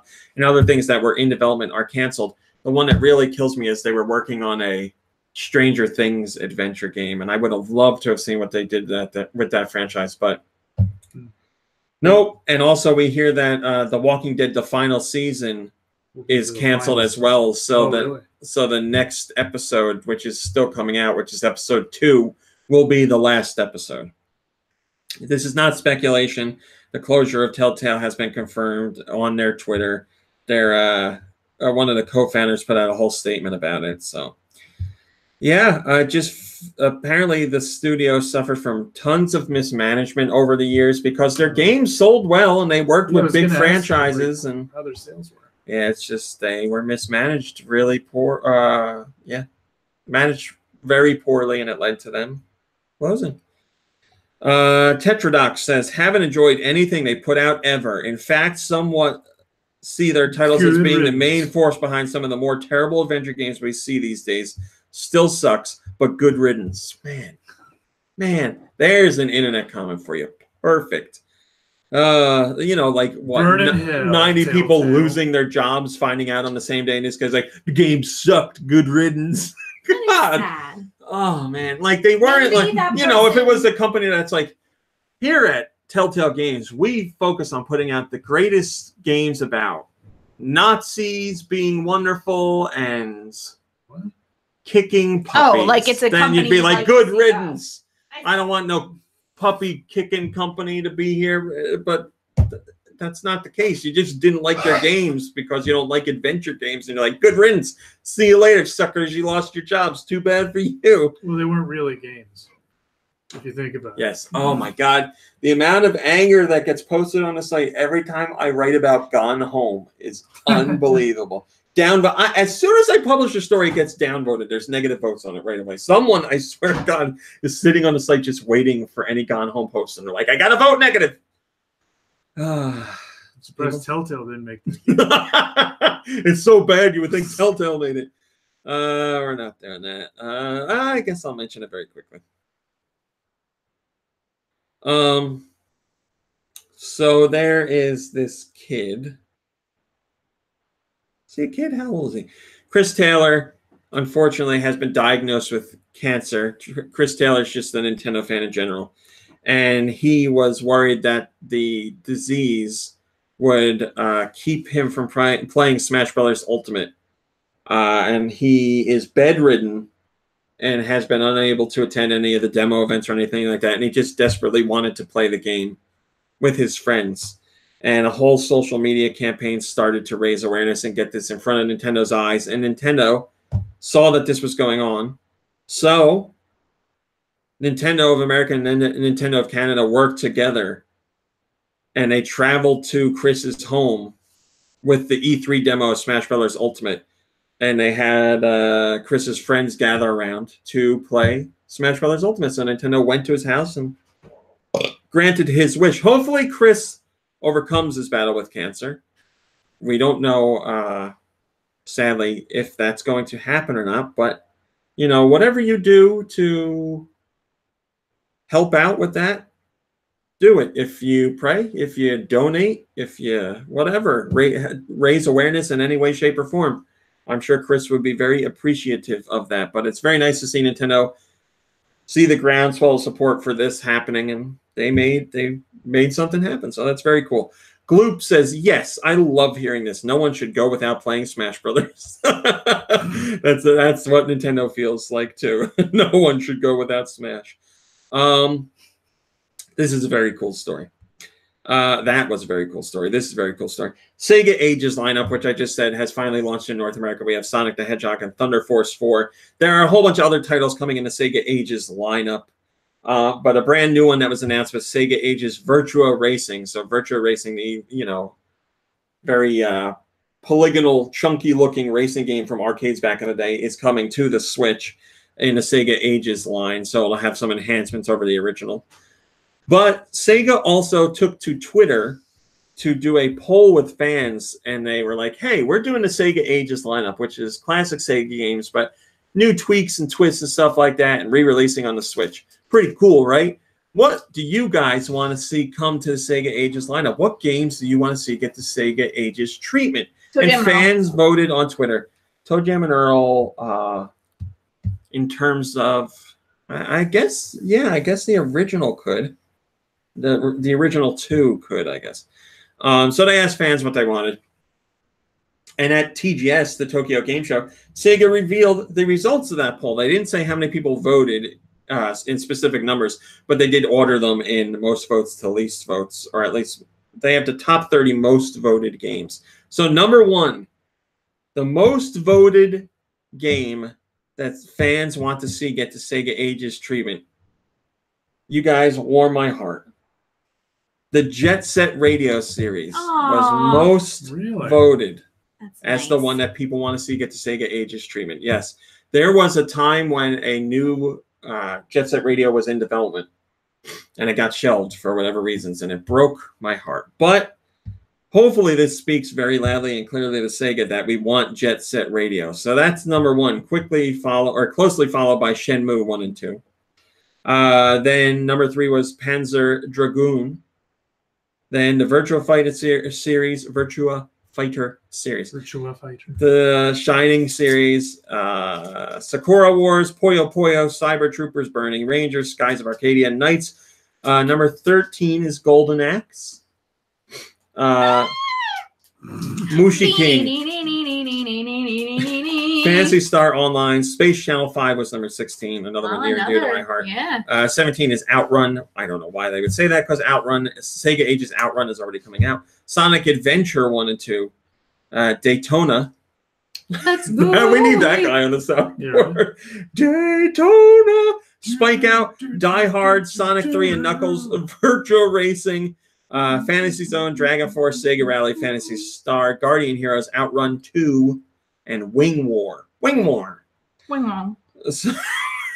So I'm very happy to see Jet Set at the top of the list. That is really cool. There is no doubt I would scoop up a Sega Ages Jet Set right off the bat. Great soundtrack, very unique gameplay, just lots of fun. Love the look of it, the cel-shaded look. Such a cool franchise. Omar, yeah, that was not on the list. No, at least in the top 30. Omar wants to see Vector Man. No one said Vector Man in the top 30. I'm so sorry. Or not enough people said Vector Man to put it in the top 30. Drew says, yes, please. What about Booger Man? I'll take one of each. Well, that's not a Sega franchise. I know. I'm sorry. I know who feels like an Interplay thing to me. I think you're right. The Booger Man. There are your top stories, my friends. Hello, my future girlfriend. Oh boy. Okay, hold on a second, Kirby, because I gotta check something. Because Uh-huh. I'm gonna ask you the same thing I asked you every week, but I gotta check something because I don't think you can talk about something. Mm-hmm. Okay, so you know that game you played last night? Don't say it. So am I not allowed to? You're talk not about it? allowed to. All Okay. coverage, video, social media discussion is under embargo Gotcha. until October 1st. You cannot talk about it. It's a good thing you told me. I know, because I was going to talk about it too, but we can't talk about it. We played a game that you all know is coming to the Switch, but we can't talk about it. No, sorry. Boy, not talking about that game sure makes me blue. Gee, it sure is boring around here. Boy, talking about that game sure makes me blue. What a bomber it is. I'm making myself laugh. Wink, wink, wink. Okay, all right. What else did you play? So besides the game that we're not allowed to talk about, I just played more of Resident Evil. Oh, okay. How's it going? Good. Where good. you at? I just Make a Jill sandwich. No, well, when I started playing a couple of weeks ago, I started a new game. This time as Chris, which I'm kind of regretting because like his inventory is like even smaller than Jill's. So it's like I've been doing like so much backtracking, like more than you usually would have to if you were playing as Jill. And that's a little frustrating. But I've actually gotten further than I ever have before in the game. Just this morning, I finally got to the underground lab. So you're moving right along. Yeah. So I'm, I don't know, maybe somewhat near the end at this point. You're making me want to play it again. Yeah, it's a fun game. It's a fun game. I'm sorry I missed it the first time around. Mom Brain. Mm-hmm. What the fudge? What are you playing? Nothing? Okay. Rami. Right? You didn't play anything. I didn't play anything. Yes, Mom Brain? What are you playing? Well, besides the game I also cannot talk about. That was what I spent the bulk of my week playing. And I actually just finished that last night. Oh. What? Oh, your friends are down here. Fruit Fly. Little Mr. Fruit Fly. Where's your Scooby? It smells like delicious trash to me. What have I been playing? That's really... Oh, yeah, last night I played... with Name of Austin. Check out Egg Busters on the YouTube website. Mhm. www.eggbusters.youtube.org. With Austin, I played the Switch Online NES games because I only yesterday bought my subscription because I haven't had. I've been playing this other game for review, and last night I was like, let me finally get the Switch Online subscription, and I'll play some of those NES games. We wanted to see how well they worked online because we didn't know how well they would work online. So we talked to each other through Discord, and we played some Switch Online games, and it was wonderful. It was so seamless. Like, it worked. There was no setting up. Like, I just joined his game, and then that was it. Like, he was just in control of the whole app. So, like, he would pick a game, we'd play it, he'd back out of that game and pick another game, we'd play that. So we played like a whole bunch of games just to check them out, to see how the online play worked. We played pro wrestling. Now, pro wrestling, I know all about, but I've never actually played. So it was the first time I played it. And it was actually really fun. Like, I was surprised with how much you could do in the game. So we played a whole pro wrestling match. And I was the guy that's supposed to be Ric Flair, but they're not allowed to call Ric Flair. And he was, oh God, it's like King Corn, somebody. It's some King Corn. No, it was King Corn. Okay. King Corn something. Some offensive Asian man. And they were like the man himself was offensive. No, like a stereotype. Like with the ponytail and the Fu Manchu and all that stuff. So we played that, and it was a lot of fun. I really liked it. I would play that game again. So we played that. We played ice hockey online. We played baseball online. We did balloon fight. We did Double Dragon, which is not two-player at the same time, because if you remember the original game, that was not two-player at the same time either, unless you were playing the versus mode, which was just you beating each other up. Mm-hmm. We played soccer. We played Tecmo Bowl. We played Mario Brothers, the original Mario Brothers. Like run around and hit the crabs, and I guess they're just turtles at that point. Hit them underneath and then kick them away. The old arcade game. So we played all that stuff. And I was just very impressed with how well it worked. It was very surprising to see how snappy it all was. You just click the game and you're right into it, and the online play was no problem. It was very impressive. It was very impressive. Now, am I going to sit down and play more of those games with people? When there's some of the other games that are coming out, I will. But as for the lineup right now, like, those are games I've played to death. So, like, I'm not going to, like, sit down and... what I would like to do, which I was talking about with him, was I would like to see someone play a game that they haven't played before, and I would like to watch them play, because basically if somebody's playing The Legend of Zelda and you're doing a two-player online, what it really means is you're watching someone else play. So I could be, like, here, and he could be where he is, and I would just, on my screen, watch him play, and we could talk about it. And like Nintendo said, you get that little hand that you can move around the screen to, like, point at stuff, and you can also make it clap if somebody does something. So we were doing that, making each other laugh. But yeah, it's just that while I'm not, like, too excited about the games that are in the lineup right now, because I'm a million years old and have played them all a billion times, I was impressed with how the service ran itself. Hi, dumb guy. Again, I know I saw you earlier. He's enjoying this discussion. How often do you live stream? Well, this is the 684th episode of the GoNintendo podcast. We do them every Saturday. Well, if it's on its regular time, it is Saturdays at 3:15. We've only been live streaming for a couple of years. East Coast time, yes. We've only been live streaming the podcast for a couple of years, but we have been doing the podcast in general for a very long time. And there's some segments that weren't part of this show because not everybody's here. And there's more fun things to come, or at least I think they're fun. So I played those. I played more Spider-Man. Spider-Man. Every time, the story, man. The story's just killing me. I did like. I'm so hello. Oh, Catherine Romeo joined the chat again. Hello, Catherine Hello. Romeo. She says, "I hope you all know I'm watching this while I kill time before I officiate this wedding because I love you all that much." Oh, that's nice. Officiating a wedding.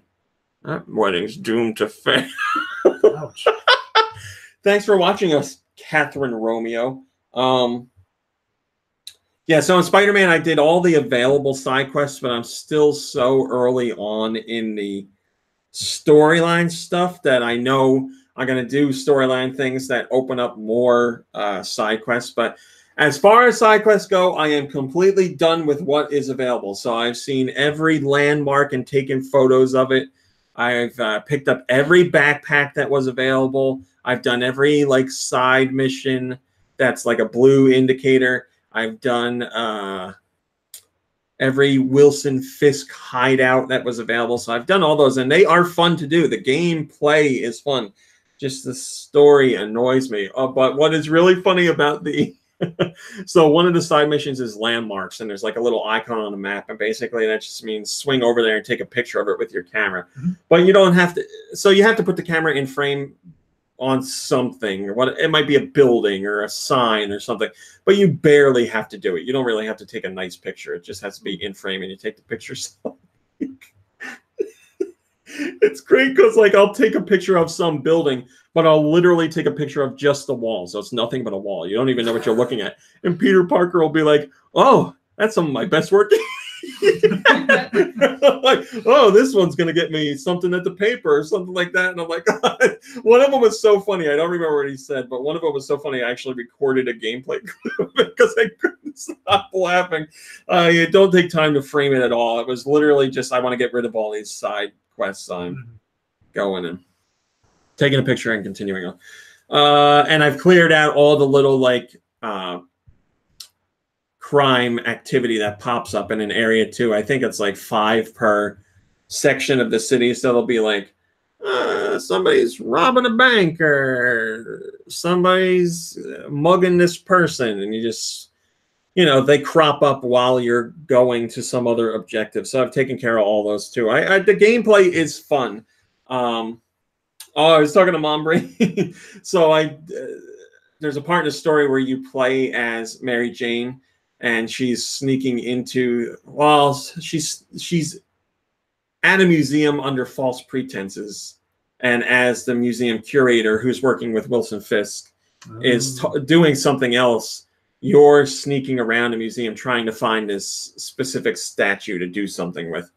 So she says something like, I gotta make sure I'm real quiet or something like that. And there's like it's like a pile of boxes and like a tray of like wine glasses and everything. So as soon as she said that, I made it my point to walk over, and I just walked and knocked everything over and was kicking the boxes all over the floor. It just makes me laugh because it. Did you? No, you don't get in trouble for it. Did you record that too? I might have. Okay. I also did it while the curator was talking to me. She's like leading me around the museum, showing me stuff, and like as I'm doing it, I'm kicking a cardboard box around with me and pretending like it wasn't there. So yes, I do like the game play. The story is not doing it for me. I was talking to Austin last night because he's playing it too, and I was asking him what he thought of it. And he was like, I really like the interaction between the characters. I'm enjoying the story. And I was like, oh, man, now I feel bad because I'm really not enjoying the story. And we got into talking about it, and I was explaining why I didn't like it for the reasons I said last week, like Dr. Octavius being an idiot. Yeah. And being uncharacteristically dumb. Yeah.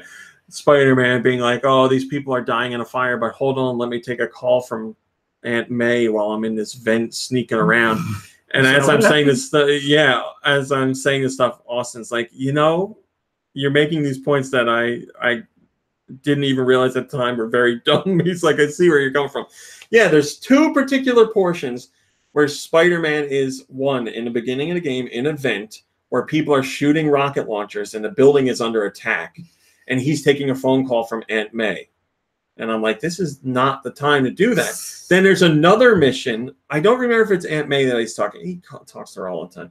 There's another mission where, oh, it's in the museum where, like, the curator is going to be shot. and killed potentially, and you're like, it's the game's teaching you about stealth, basically how to do stealth moves and stuff like that. And Spider-Man's like, I got to make sure I'm real.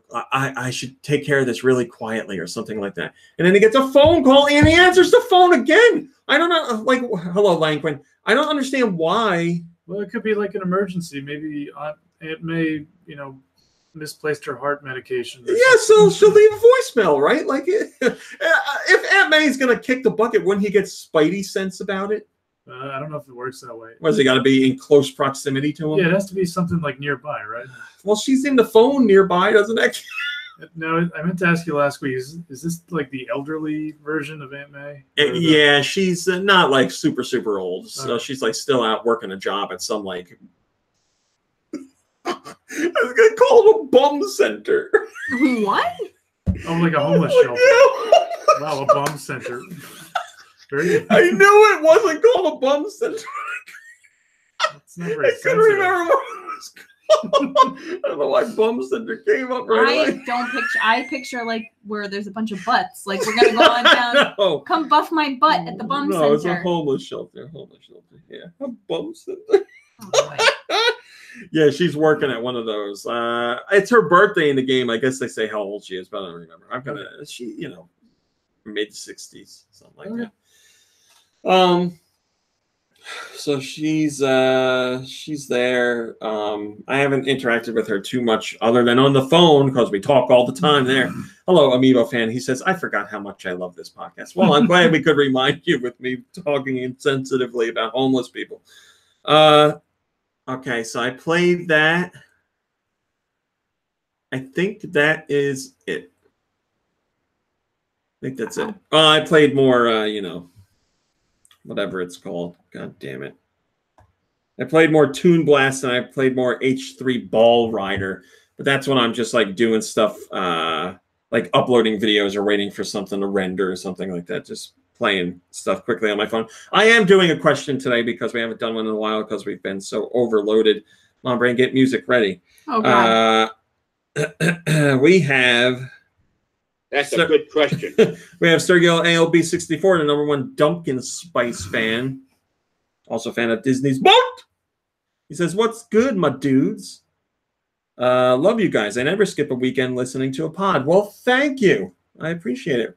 And Alawol says this podcast rocks. Wow, you guys are being very nice. Recently, I had just finished the latest episode of GoNintendo Radio. Oh, dear. When I decided to read the end-of-day thought before sending something into the GoNintendo mailbag. Oh, I get what you're doing here. That's very funny, Dumpkin Spice fan.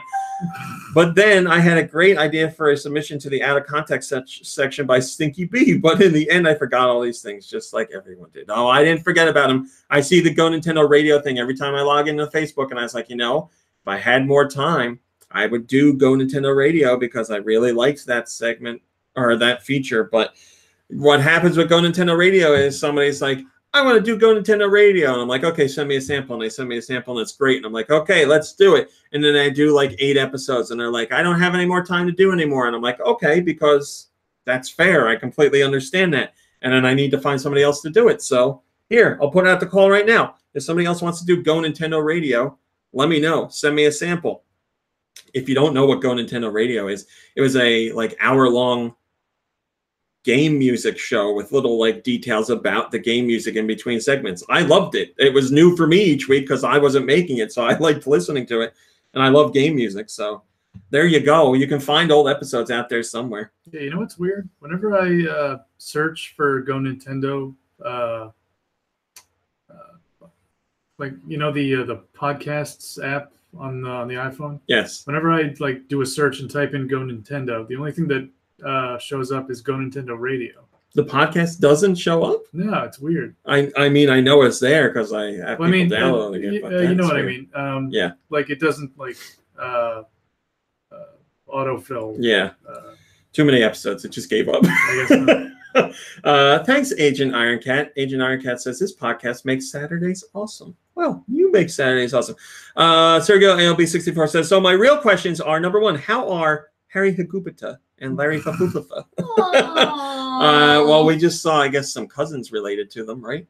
Yeah. At the house we were at. Yeah. Some fish friends. If you don't know who those two people, you don't know who those two fish are. I don't know what to say. That's a long story. Well, They're fake fish mounted on walls of a vacation house that our cousin named Harry Hagupta and Larry Fafufa.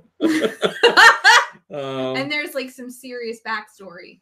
Like the fish have some serious backstories. Some drama. Serious between drama. those fish. There was an Easy Mac situation. Don't bring it up. Question number 2. Any audiophiles in the GoNintendo family? I'm loving this new hobby. All right. So as far as audiophiles go, are we talking about like how you listen to music or how much music you listen to or what you're listening on? Like I mean, if I had more money, I would love to. I could really get into like high-end audio. That would be like something really fun. I'd love to get into. Your brother. Oh yeah, you should talk to my brother. Does a lot of Kirby's brother, R-Type, is a big audiophile without a doubt. That goes for both what he's listening on and what he's listening to. He's a vinyl collector. Big into that. Both Kirby and R-Type are very knowledgeable when it comes to music in general. Gaelic Elvis, I am Irish, I am Scottish, and I am tiny Native American. Well, we don't know that for sure. The results were inconclusive. They were. You need me to give my spit to whatever that company You're not is? giving your spit to anyone. Your mother did that for you. Spectre Bazaar says, this radio needs to be on Spotify. This podcast certainly makes work go a lot faster. Plus, when I watch at home, the missus thinks RMC and I are bros because he always says hello at the beginning. We are bros, Spectre. I come here to do this podcast every week only because of you. You can tell her that. You tell the missus that. P.S. Recently, I had the pleasure of meeting Link Triforce in person. He is one cool being. How did that come about, Sergio ALB64 and the #1 Dumpkin Spice fan? I want to hear more details on that. Keep mesmerizing everyone with your fushigis, gang. I just saw the fushigi because I was tearing this house apart trying to find Mario Kart 64, which I did not. Fushigi! Fushigi! I get it now. All right, Mom Rain. Yeah. Oh, boy. Let's do some music. I got music. You want to hear it? You want to hear it? Oh. This one comes from Guy Bones. Love that bebop.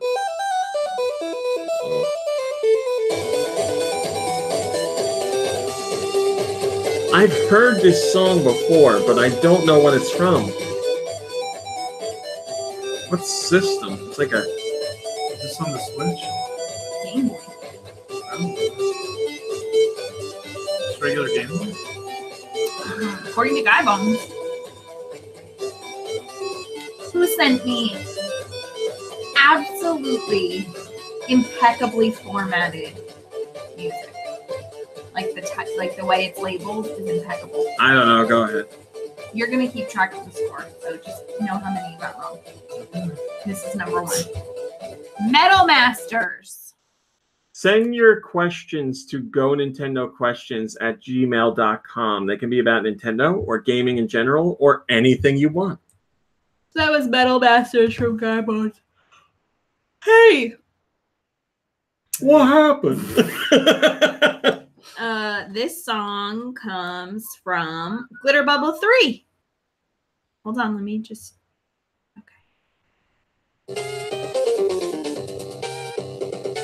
Okay, I definitely know this.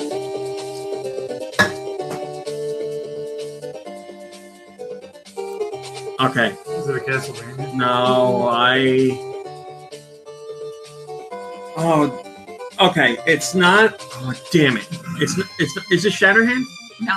It's not Shatterhand, but it's definitely the same composer as Shatterhand.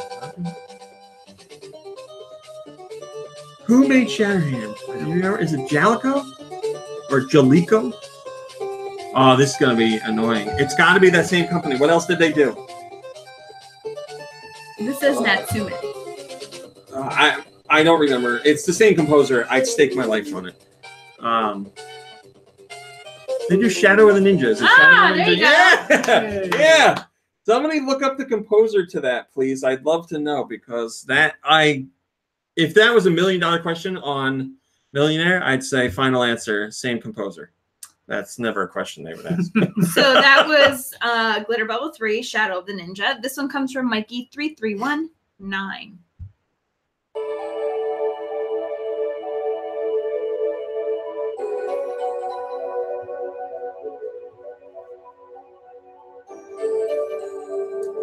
Portable? No, No, what? 64. Oh, this is nice for 64. Can you bump it up a bit? Okay, so Bomberman. Yes. The only one with good music outside of first party stuff. That is, man, I don't know what Hudson did, but they did it. They done doed it. We can go. Okay. That was Bomberman. Makes you think Bomberman, right? Really relaxing. Um, Bombs. My leg. This one comes from Liquid Metal. Hate it. Nappy Land. Oh, it is a Bugs Bunny game. Yeah. Yeah. Crazy Castle. Birthday blowout. Yep. Okay. Birthday blowing out your ass. Bugs Bunny birthday blowout from Liquid Metal. Bugs Bunny would laugh at that joke. Come on. This one comes from Crusher Talos, and this is their first submission. Thank you. Thank you.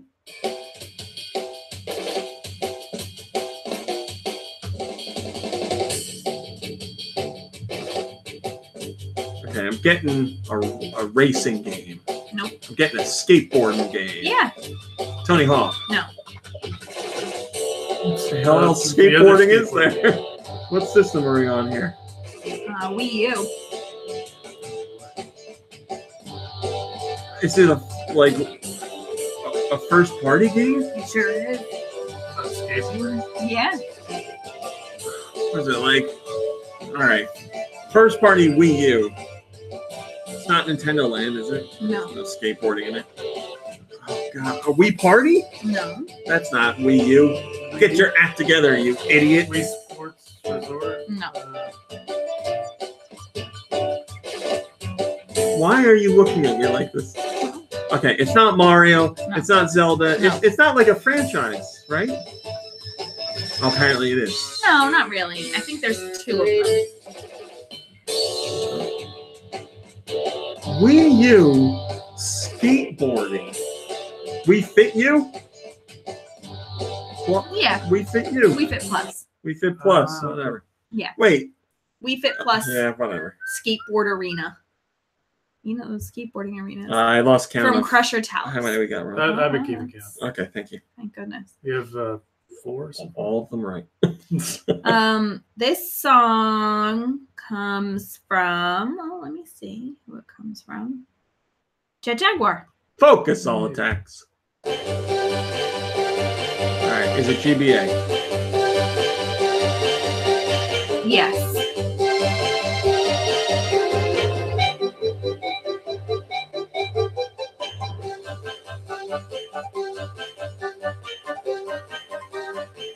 It's a sophisticated composition, but it doesn't strike me as Nintendo.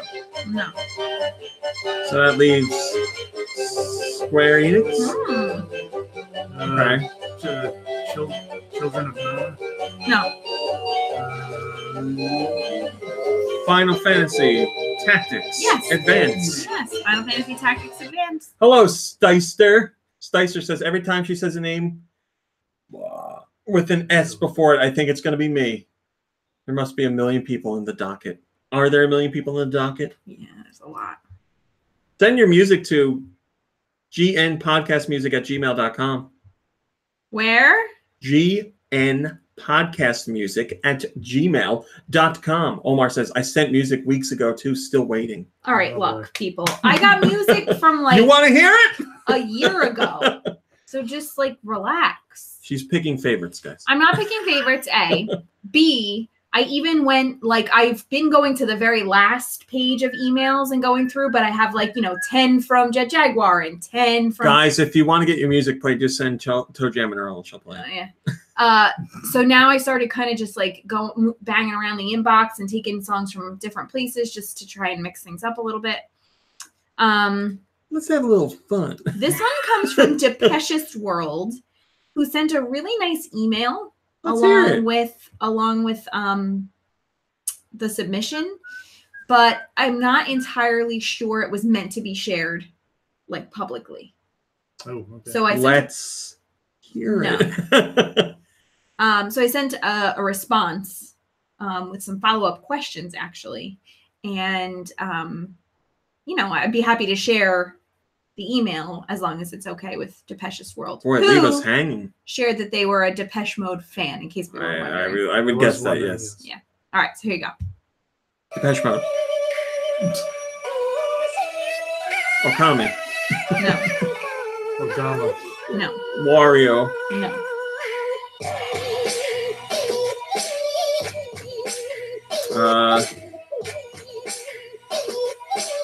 Afro Samurai. No. I don't think that was on anything Nintendo related.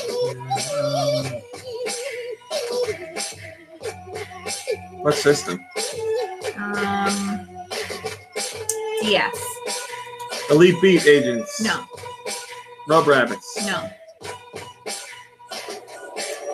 Okami Den. No. Samurai Jack. No. Samurai Jack. Samurai Pizza Cats. No.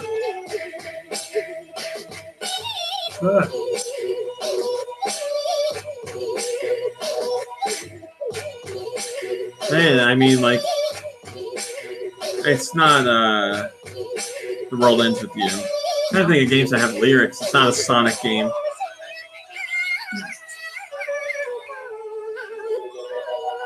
It's not first party. No. I got nothing. I got nothing.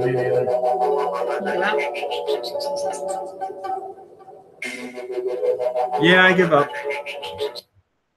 GTA Chinatown Wars. Oh, GTA Chinatown. I even played that. I should have guessed it.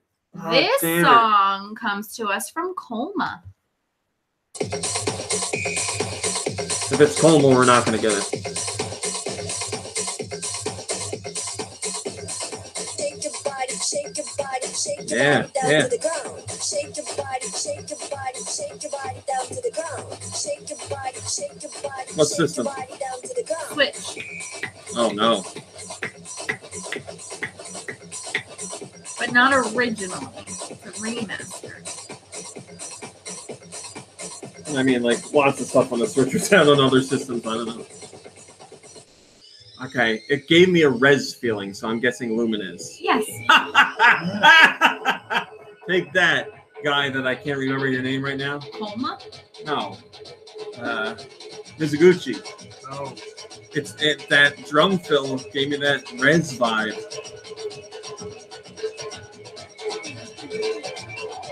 Yeah, he's got a certain feel. Man, can't wait for his Tetris game.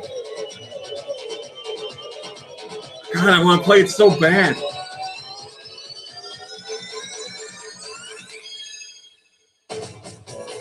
Oh, you let it drop. I thought you were gonna take it out. Oh. All right, so that was from Colma. That's fun. Yeah. Great job, Colma. This one comes from Jess. Ooh, ah, ooh, ah, ooh. Cruising USA. Yeah. Turn it up. I don't care how late the show is. We're letting it go. Oops, sorry. Is the show late? Yeah, Why does it keep happening? because we're having fun. Let's have a little fun. Let's have a little fun. No way we're ending this before we get to that. Oh God, it's so bad good.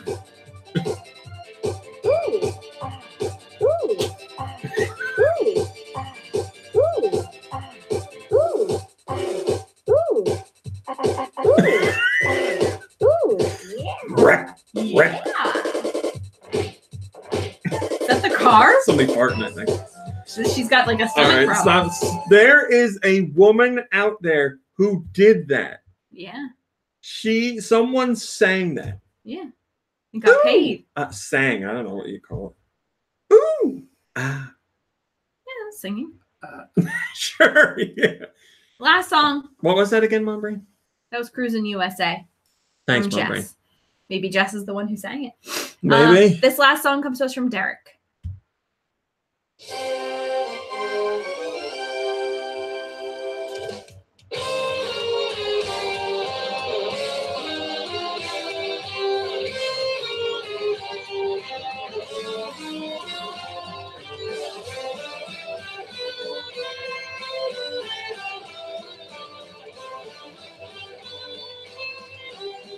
The only time I hear bad guitar, I think Sonic, but this is not Sonic. Mm-mm.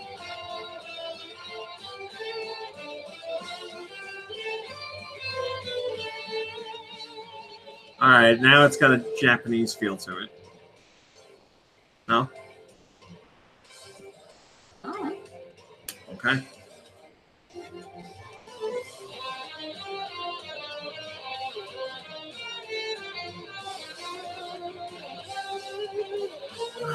It's not. I'm getting a real. I haven't played it, but I'm getting. No. I keep wanting to guess Octopath Traveler, and I know it's not that. I haven't played it. Is it an RPG? I think so.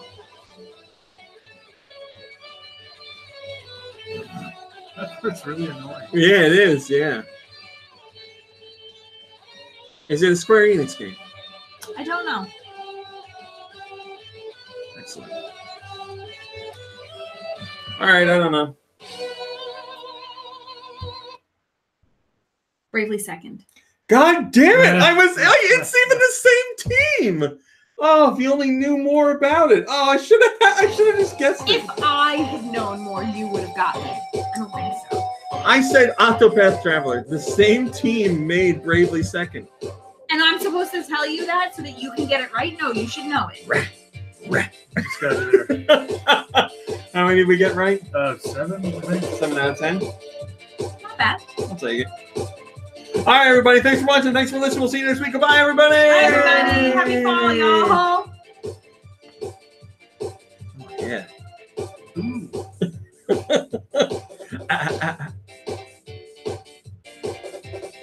Oh my God, it brings me such joy to think of someone making this song. Like, did they think it was really good? Yeah. I mean, they're not right and they're not wrong.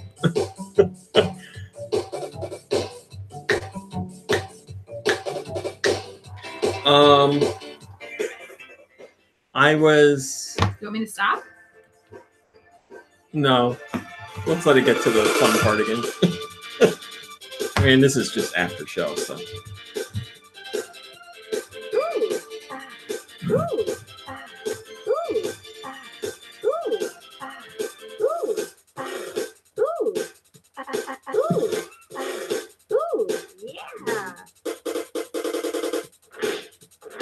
Yeah, I guess that's a car. Okay. Now here, I just don't know what's happening. I don't know what happened.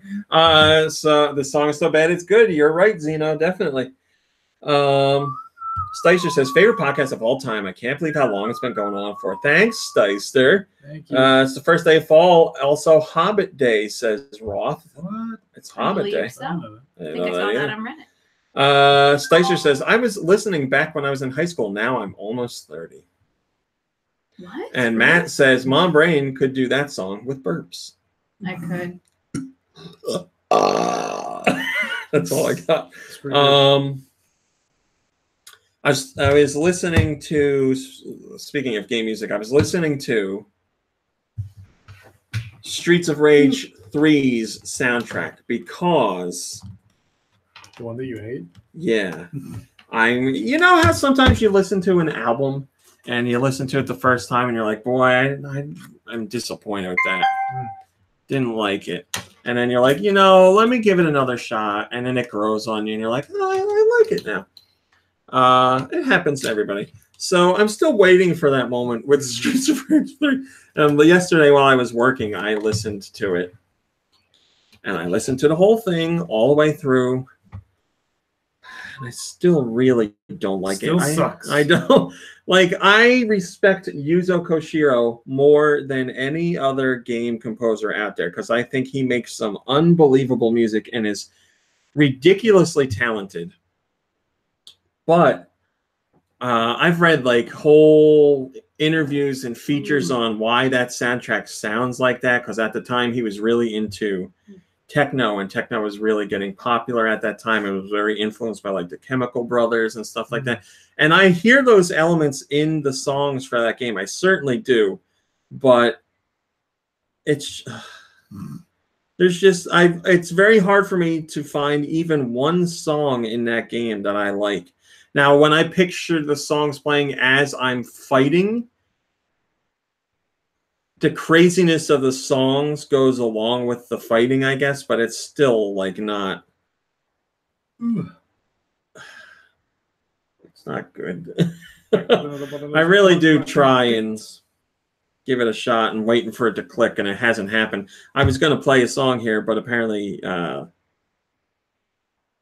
what the fart is going on with YouTube? The YouTube app just won't search anything. Because I'm hoping Koshiro does some music for Streets of Rage 4 when that comes out. But then I'm getting nervous that he's going to make music like Streets of Rage 3 again. There we go. Just listen to some of this music. Listen to the title song or the character select song.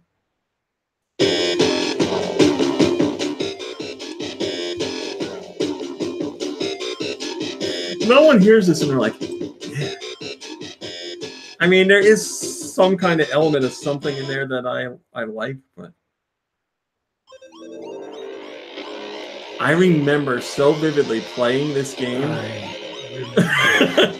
and getting to the music, and I was like, oh, I don't really like this song. Maybe the next one will be better, and it never was. This is the most normal sounding song of all.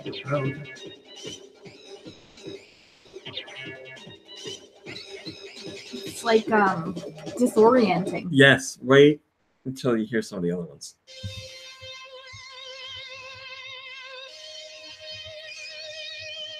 Can I double check this?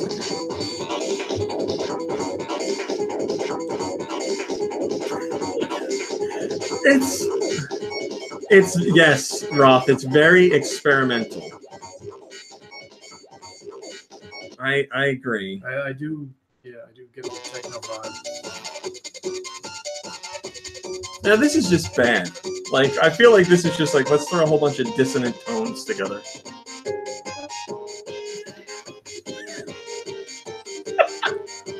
It sounds like a cat walking across a whole bunch of instruments. The Casio keyboard. Now this one I like. Now this you can definitely hear like a Chemical Brothers This you can influence. get down. I can.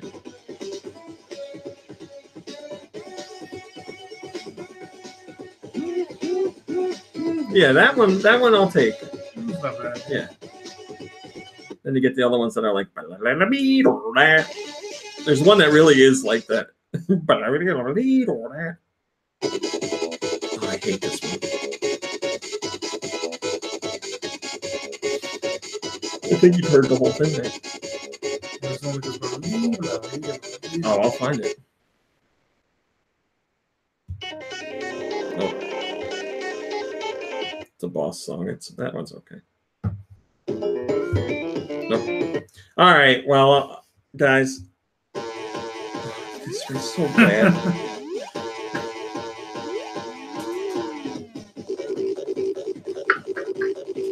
He must have been on drugs. He must have been on drugs. Must have been on Molly. Molly. All right, we're getting out of here. Thanks for watching and listening and hanging with us. We'll see you next week. Goodbye, everybody. Bye.